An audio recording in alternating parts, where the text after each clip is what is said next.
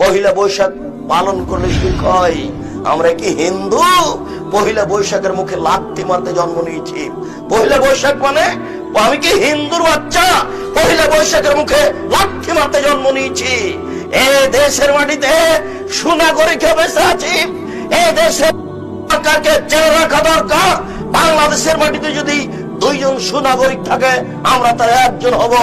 অতএব মনে রাখা ভালো হবে, মুসলমান ঘরে জন্ম নিয়েছি, আমি মুসলিম চিররণবীর, মরণকে করি না ভয়, মরলে শহীদ বাঁচলে গাজী, আমার উভয় সমান।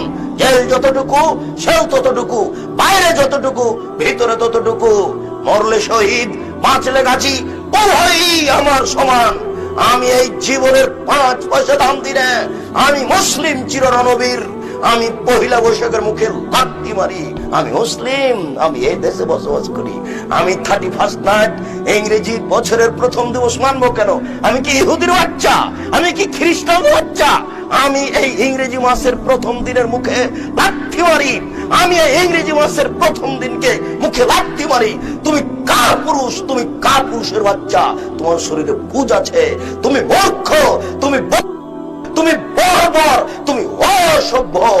যত যুবক যুবতী এইসব দিবস মানে, যারা পান্তা ভাত নিয়ে গিয়ে বট গাছের নিচে ইলিশ মাছ দিয়ে খায়,